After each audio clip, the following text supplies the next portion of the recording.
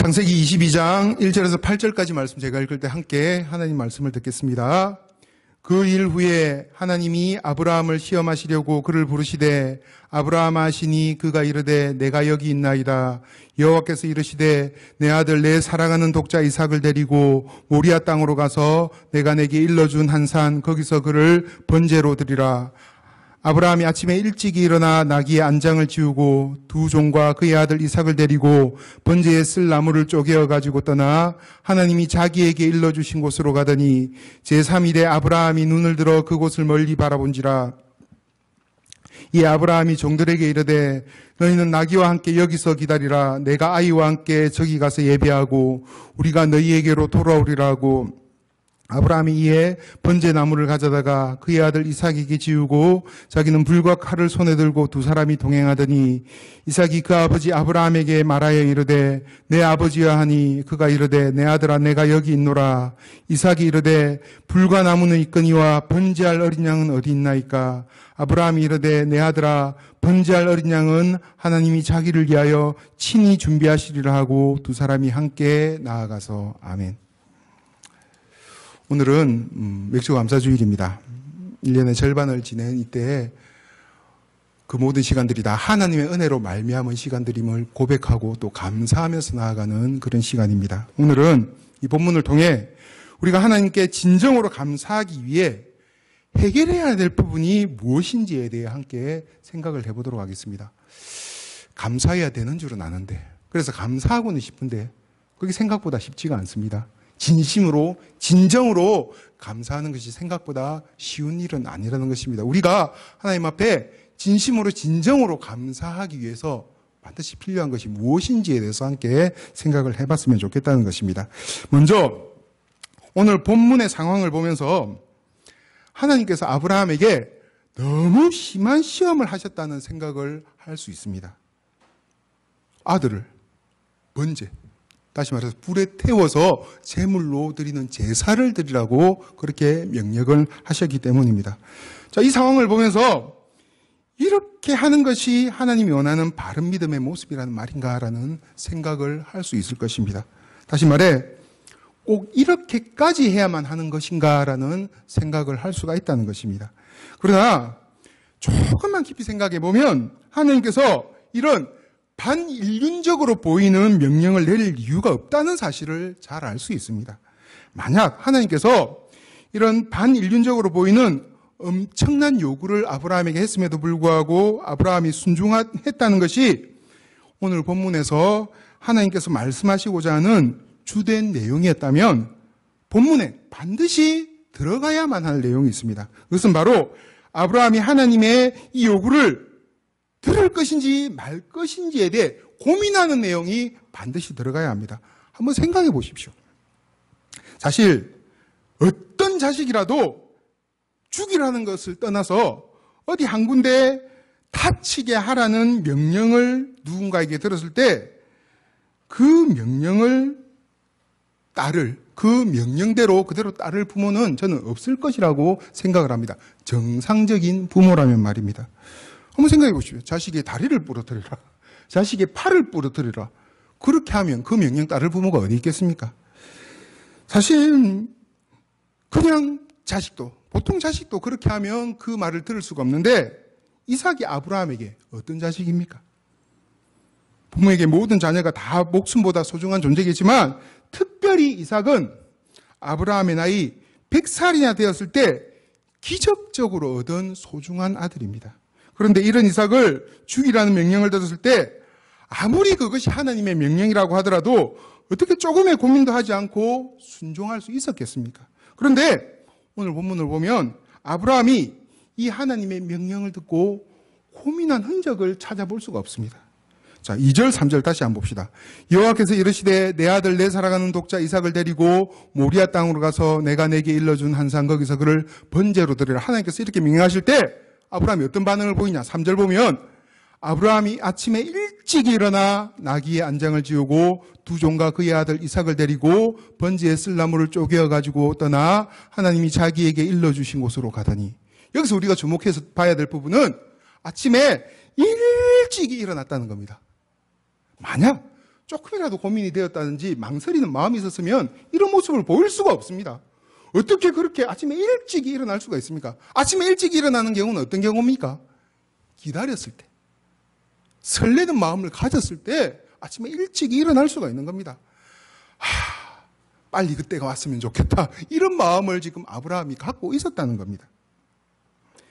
거기다가 아브라함이 이렇게 아침 일찍 아들 이삭을 데리고 모리아 산으로 가면서 그 산 근처에 이르러 함께 거기까지 갔던 종들에게 말했던 그 내용을 통해서도 우리는 이 사실을 잘 알 수 있습니다. 5절을 봅시다. 이 아브라함이 종들에게 이르되 너희는 나귀와 함께 여기서 기다리라. 내가 아이와 함께 저기 가서 예배하고 우리가 너희에게로 돌아오리라 하고. 자, 아브라함이 어떻게 말합니까?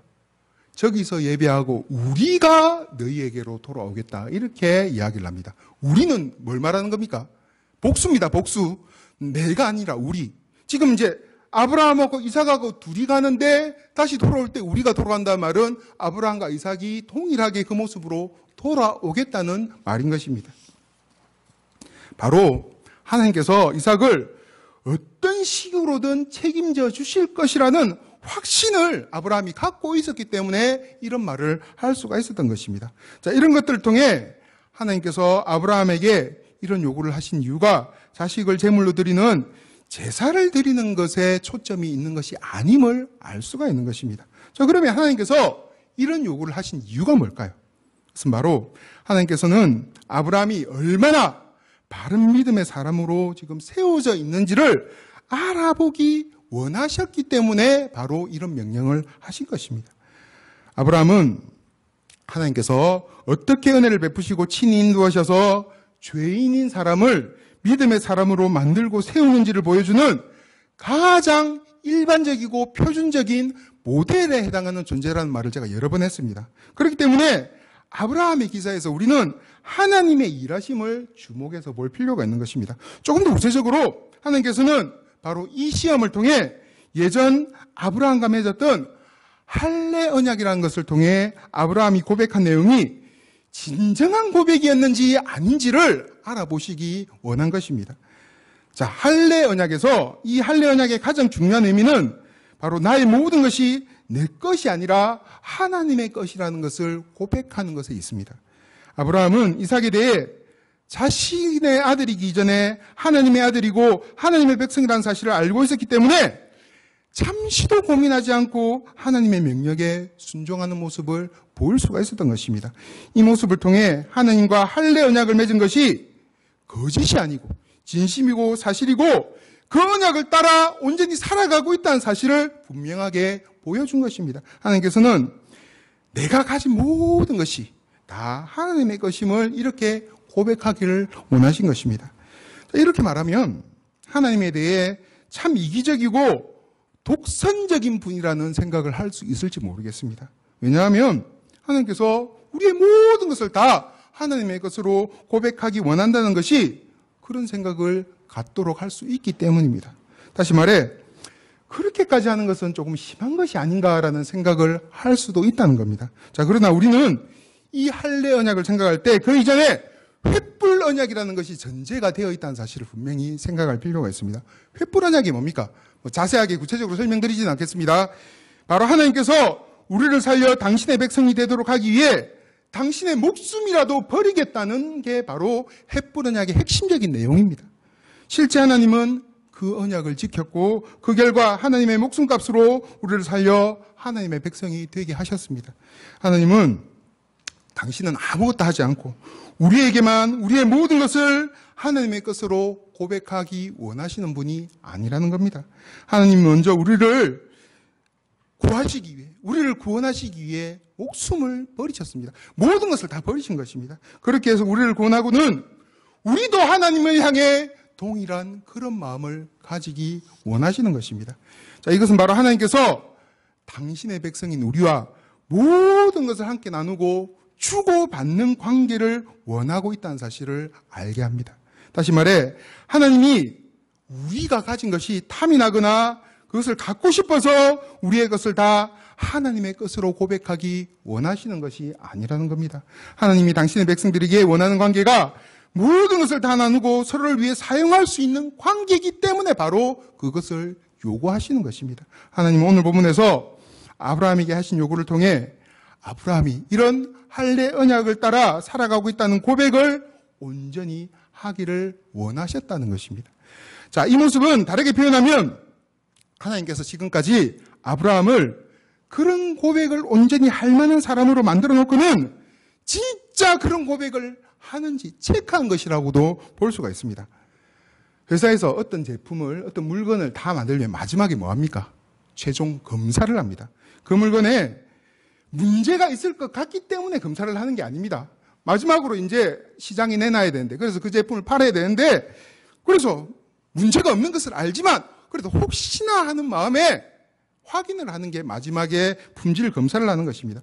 자, 이 검사를 통과하면 이제 완벽한 이상이 없는 제품으로, 상품으로 인정을 받게 되는 겁니다. 마찬가지로 하나님은 아브라함이 하나님의 명령에 따라 자신의 아들 이삭을 번제로 드리는 그 모습을 통해 아브라함이 하나님이 지금까지 훈련하고 만들어 놓은 만큼 온전한 믿음의 사람이 되었다는 사실을 확인하기 원하신 것입니다. 못 믿어서 그렇게 한 게 아니라 마지막으로 그렇게 확인하는 절차를 거치기를 원하셨다는 것입니다. 우리는 우리의 신분 중에 가장 우선적이고도 중요한 신분이 바로 하나님의 백성이라는 사실을 분명히 기억해야 합니다. 이렇게 말하면 여기 뭐 받아들이기 힘든 분들이 있을지 몰라도 부부라는 것, 또 부모, 자식 간이라는 것보다 더 중요하고도 우선적인 신분이 바로 하나님의 은혜로 이루어진 하나님의 백성이라는 신분이라는 사실을 기억할 필요가 있다는 것입니다. 자, 이것을 정확하게 고백할 때, 내가 하나님의 백성이라는 사실, 이것이 가장 중요한 신분이라는 사실을 온전히 고백할 때 우리는 진짜 하나님의 백성다운 모습으로 살아갈 수 있게 됩니다. 사람은 내가 지금 어떤 신분이고 어떤 존재로 생각하고 있느냐에 따라 전혀 다른 기준을 가지고 전혀 다른 모습을 보이며 살아가게 됩니다. 지금은 저는 뭐 예비군 훈련 받으러 간 지 한참 오래돼서 이제 어떻게 받았는지 잘 기억도 안 나지만 예전에 이제 예비군 훈련을 받으러 갔을 때 이렇게 기억을 더듬어 보면 이상하게도 거기 오는 사람들 다들 모자도 이상하게 비타하게 쓰고 짝다리 짚고 침 찍찍 뱉으면서 앞에서 시키면 못 들은 척하고 막 소위 말하는 개기는 모습을 보이는 사람들이 상당히 많았습니다. 자, 그런데 이 사람들 평소에도 그런 사람들이었을까요? 물론 그런 사람들도 있었겠지만 대부분이 그렇지 않은 사람들이었을 겁니다. 다 훌륭한 심리고 모범적인 그런 사람들이었을 텐데 이상하게 예비군 군복만 딱 입으면 그런 모습이 되는 겁니다. 심지어는 제가 신대원 다닐 때 한번 신대원 전도사님들하고 예비군 훈련 받으러 간 적이 있었습니다. 물론 다른 사람들보다는 조금 덜했지만 살짝 변하더라고요. 평소에는 그렇게 기도도 열심히 하고 그렇게 모범적으로 잘 살아가던 전도사님들이 예비군 군복을 딱 입혀놓으니까 자세가 이상하게 되고 심지어는 욕 비슷한 거 하는 분들도 생기고 막 이상한 그런 변화의 모습을 보이는 것입니다. 왜 그럴까요? 예비군복을 딱 입으면 그것을 입는 순간 자기 신분에 대한 혼란이 생기는 겁니다. 예전 군생활할 때 특히 병장, 말병, 자기 제대하기 직전 그 모습으로 다시 막 자기의 신분이 막 헷갈려지는 그런 일들이 일어난다는 겁니다. 그래서 그때 마음대로 막 그냥 침 칙칙 뱉으면서 막 삐딱하게 대답도 제대로 안 하고 그 모습, 비슷한 모습으로 이제 변해가는 겁니다. 다시 말해, 자신의 신분에 대해 회사에서 일하는 회사원이나 전도사가 아닌 예전 병장, 말병의 신분이라는 생각을 가지고 그 기준을 따라 행동하는 이상한 변화가 일어나게 된다는 겁니다. 우리가 언제 어떤 곳에서 누구와 있을 때라도 내가 하나님의 백성이라는 마음으로 살아갈 때 그곳에서 하나님의 백성답게 살아갈 수 있다는 것입니다. 그렇지 않고 회사에 있을 때는 회사원 마인드만 가지고 친구들과 있을 때는 그 친구들과 똑같은 마인드를 가지고 살아가면 그냥 회사원으로 살아갈 수밖에 없고 그냥 그 친구들과 똑같이 살아갈 수밖에 없는 것입니다. 언제 어떤 곳에서 어떤 일을 하고 어떤 사람과 함께 있더라도 나의 가장 우선적인 신분은 하나님의 백성이라는 사실을 잊지 않을 수 있기를 바랍니다. 많은 성도들이 이것에 대한 정확한 고백이 없기 때문에 사실 이 땅에서 많은 문제들이 일어나고 있는 것이 아닌가라는 생각을 해봅니다. 회사원이기 전에, 친구이기 전에, 그 어떤 신분이기 전에 나는 하나님의 백성이라는 그 사실을 먼저 생각하고 그것이 가장 중요한 신분이라는 생각을 가지고 살아가는 것이 참으로 중요한 부분이라는 겁니다.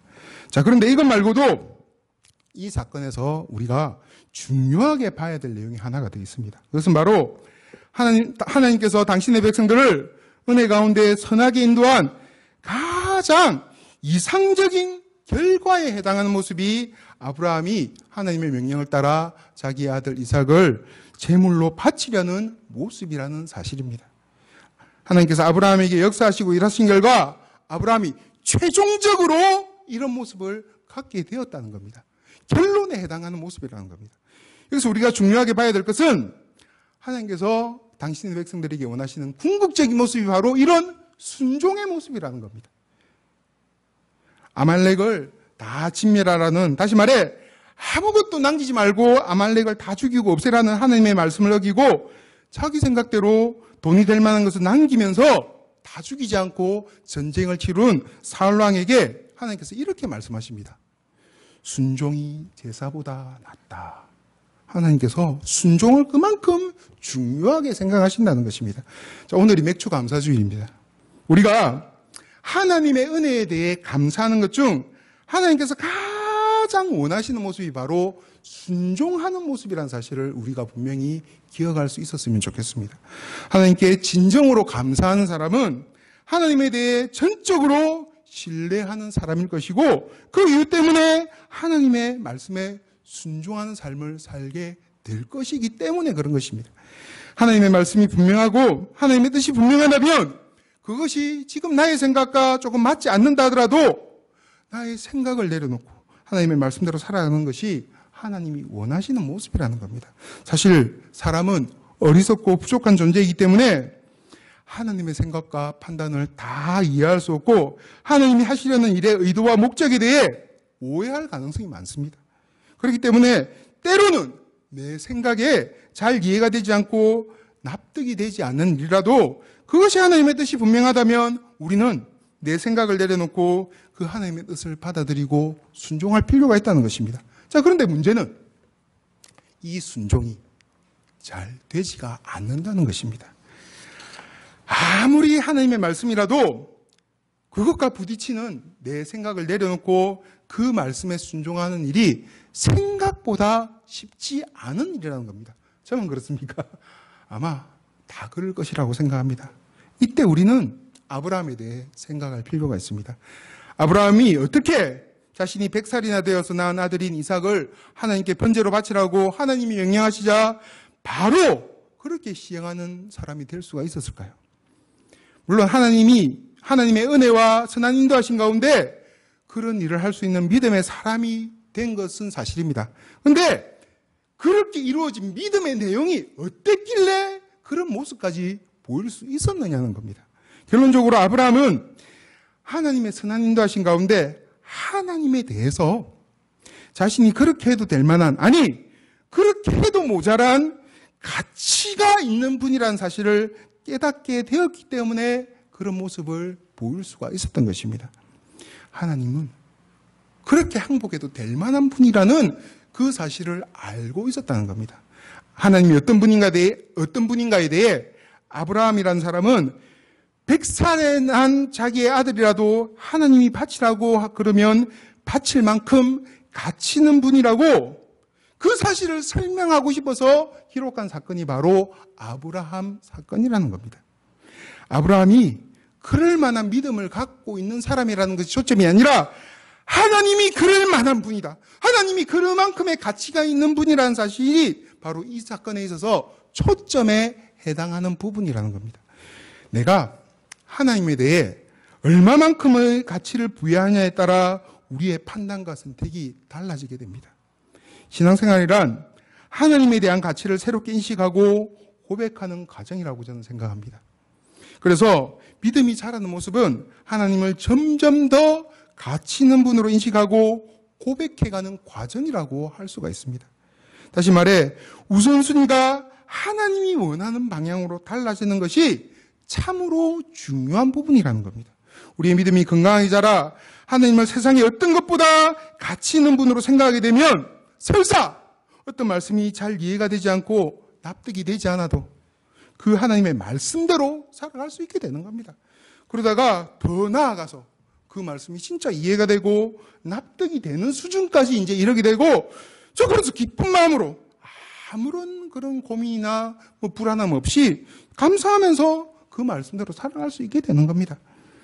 자, 그런데 현실을 보면 많은 사람들이 참 바쁘고 피곤한데 자꾸 기도하라고 하고 말씀을 보라고 하는 말씀을 순종하기 쉽지 않다고 생각을 합니다. 그래서 많은 사람들이 그런 이유로 바쁘고 힘들다는 이유로 기도하지 않고 말씀을 보지 않는 모습을 보입니다. 그래서 자꾸만 핑계하고 적당히 타협하는 모습을 보이고 심지어는 전혀 기도하지 않고 전혀 말씀을 보지 않고 살아가는 분들도 생각보다는 많은 것 같습니다. 그런데 이런 분들이 자신의 일을 위해서는 타협하지 않고 드라마나 예능을 보고 취미생활을 하는 것은 빠뜨리지 않고 하는 모습을 보입니다. 바쁘고 피곤해서 말씀 볼 시간도 없고 기도할 시간은 없는데 할 건 다 해야 된다는 겁니다. 자, 이런 모습은 냉정하게 말하면 나의 일이나 드라마나 취미가 아직까지 하나님보다 더 가치 있는 것으로 여겨지고 있기 때문에 나타나는 모습이라고 할 수가 있을 것입니다. 사람은 철저하게 우선순위에 따라서 살아가는 존재이기 때문에 그런 것입니다. 제가 아는 분 중에 저 신탄진에 있는 어떤 회사에서 3교대로 일을 하는 분이 있습니다. 2주에 한 번씩 근무 시간이 바뀝니다. 한 번씩 이분을 만나거나 연락할 때마다 항상 하는 말이 피곤하다는 말입니다. 맨 먼저 입을 열면 피곤하다고 말합니다. 그리고 실제 보면 진짜 피곤해 보입니다. 그래서 회사를 그만둘까 하는 생각도 종종 한다고 합니다. 그리고 주변에 어떤 사람들이 어떤 사업을 하자고 말하면 귀가 솔깃해진다고 합니다. 그 일이 좋아서가 아니라 이 일을 그만둘 수 있겠구나 하는 그 생각 때문에 귀가 솔깃해진다는 겁니다. 그만큼 이제 그 일에 대한 직장에서 일하는 것에 대한 스트레스가 많이 있는 겁니다. 자, 그런데 이분이 이제 취미가 몇 가지가 있는데 그 중에 가장 좋아하는 취미가 바로 낚시입니다. 낚시. 낚시도 가까운 곳으로 가는 게 아니라 뭐 주로 먼 곳으로 다니는 것 같습니다. 얼마 전에는 욕지도라는 곳 어딘지 압니까? 저기 경상도 쪽에 있는 데가 욕지도입니다. 거기에 이제 낚시를 하러 갔다더니 그리고 그 다음 주에는 저 군산에 배를 빌려서 이제 낚시를 하러 간다고 그렇게 하는 겁니다. 새벽 2시에 일어나서 가서 새벽 5시에 출항하는 배를 타고 낚시를 하는데 그 낚시하려고 잠을 2시간밖에 안 자고 간다는 겁니다. 자, 언젠가는 그렇게 낚시를 갔다가 너무 피곤해서 쓰러진 적이 있었다는 거예요. 그래서 응급실에 실려갔다는 겁니다. 낚시를 하다가 피곤해서 쓰러져서 응급실에 실려갈 정도로 낚시를 좋아하는 겁니다. 그렇게 가서 쉬지도 않고 낚시를 하고 오면 진짜 녹초가 되는데 그래도 그 녹초가 되어 있는 상태에서 들어누워 있는데 누가 낚시 가자 이러면 벌떡 일어나서 또 낚시를 간다는 겁니다. 그만큼 낚시를 좋아하는 겁니다. 그래서 한 번씩 그런 말 합니다. 열심히 이제 어떤 복권을 하고 있는데 로또라는 복권을 하고 있는데 이 복권에 딱 당첨되면 직장이고 뭐고 다 때려치우고 평생 낚시만 하면서 살았으면 좋겠다는 이제 그런 말도 하는 겁니다. 이분이 이렇게 할 수 있는 이유는 낚시가 진짜 좋으니까 그러는 겁니다. 아니, 다르게 말하면 낚시라는 그 취미에 낚시를 좋아하지 않는 사람들은 상상도 할 수 없는 의미와 가치를 부여하고 있기 때문에 그런 모습을 보일 수가 있는 겁니다. 의미와 가치를 부여하고 있기 때문에 피곤해도 그냥 하고 싶은 겁니다. 그거 하는 생각만 해도 그냥 기분이 좋아지는 겁니다. 그거 하다가 쓰러지는 한이 있어도 해야 되겠다는 생각을 가지는 겁니다. 마찬가지로 우리가 하나님을 가치 있게 생각하면 우리의 현실에서 우리를 즐겁게 하는 일이 없어도 하나님 때문에 하나님으로 인해 즐거워지는 변화가 일어날 수 있다고 생각합니다. 신앙생활이 그리고 우리의 일상 속에서 하나님과 관련된 일을 하는 것이 또 구체적으로 뭐 기도하고 말씀 보고 전도하고 봉사하는 일이 이상하게 나를 즐겁게 만드는 그런 놀라운 변화가 일어나게 된다는 겁니다. 그렇게 하면서 몸은 힘들어도 재미가 있고 의미와 가치를 그 가운데 발견하는 그런 묘한 경험을 할 수가 있게 된다는 것입니다. 자, 이렇게 되면 우리는 진정으로 감사하는 삶을 살아갈 수 있게 되는 것입니다. 솔직히 오늘처럼 맥주감사주일, 또 추수감사주일이라는 절기를 지키면서 감사하는 것이 중요한 일이고 하나님이 원하시는 일이라고 아무리 제가 말을 해도 별로 와닿지 않는 분들이 분명히 있을 것이라고 생각합니다. 특별히 지금 이 현실의 삶이 어렵고 팍팍한 경우, 그래서 그 현실 때문에 참으로 힘들고 어려운 삶을 살아가고 있는 분들의 경우 더 그럴 것이라고 생각합니다. 하나님께 감사해야 한다는 것을 머리로는 이해하겠는데 마음으로는 별로 와닿지 않는다고 생각하는 분들도 있을 것이고, 이런 현실을 살아가고 있는 상황에서 왜 감사해야 되는지 그 이유 자체를 모르겠다고 생각하는 사람들도 분명히 저는 있을 것이라고 생각합니다. 그런데 하나님께 진정으로 감사하는 사람들을 보면, 저도 뭐 부교육자 생활하면서 또 여러 가지 그런 분들을 많이 만나는데, 그렇게 진정으로 감사하는 사람들을 보면 현실적으로 감사할 제목들이 많아서 그렇게 감사하는 분들 생각보다 거의 없습니다. 지금 어렵다고 힘들다고 생각하는 우리들보다 더 힘든 현실적인 일들을 겪는 분들도 그 가운데 많이 있습니다. 자, 그럼에도 불구하고 그분들이 감사하는 겁니다. 왜 그럴 수 있습니까? 그것은 바로 하나님이 얼마나 소중한 분인지 그 가치에 대해 충분히 이해하고 받아들이고 있고, 또 마음으로 그 사실을 온전히 받아들이고 있기 때문에 그런 모습을 볼 수가 있는 것입니다. 다르게 말하면 하나님 때문에 그렇지 않았던 자신이 영원한 소망이 있는 가치 있는 삶을 살아가고 있다고 생각하고 있고, 하나님이 나를 그런 소망이 있는 사람으로 만드셨다고 생각하기 때문에 어떤 상황 가운데서도 하나님께 감사하는 모습을 그 사람들이 보일 수 있었다는 겁니다. 지난주까지 우리가 생각해 봤던 바울을 한번 생각해 보십시오. 그가 예수님 믿고 난 다음 세상적으로 봤을 때 그전보다 많이 가지고 풍요롭고 행복한 삶을 살지 못했습니다. 오히려 예수님 때문에 자신이 기존에 갖고 있던 세상의 지위를 다 잃어버렸습니다. 부와 명예도 다 잃어버렸습니다. 그뿐 아니라 그는 선교여행을 다니면서 온갖 모욕과 멸시를 당했고 상상할 수 없는 육체적인 고통도 겪었습니다. 마지막에는 감옥에 갇혀 있다가 순교를 당했습니다. 자, 그런데 이런 바울이 감사하다고 말합니다. 감사할 이유가 어디 있습니까? 그가 뭐가 실질적으로 왔을 때 감사할 만한 이유 찾아볼 수가 없지 않습니까? 감사할 뿐만 아니라 즐거워했고 평안을 누렸습니다. 그 이유는 바로 바울이 하나님이라는 존재의 가치에 대해 잘 알고 있었기 때문에 그럴 수 있었던 겁니다. 그 하나님이 자신을 참으로 가치 있고 소망이 있는 삶을 살게 해주셨다는, 그리고 그 하나님께서 자신의 생애를 분명히 책임져 주실 것이라는 하나님 자신에게 행하신 일과 앞으로 자신에게 이루실 일에 대한 분명하고도 구체적인 믿음과 고백이 그 마음 가운데 있었기 때문에 바로 그런 모습을 볼 수가 있었다는 것입니다. 현실적으로 감사한 일이 있는 사람만 감사할 수 있는 것이라면 예수님을 믿는 사람들 중 감사할 수 있는 사람 생각보다 많이 없을 것이라고 저는 생각합니다. 특별히 요즘처럼 힘들고 척박한 현실에서는 더더욱 그럴 것이라고 생각합니다.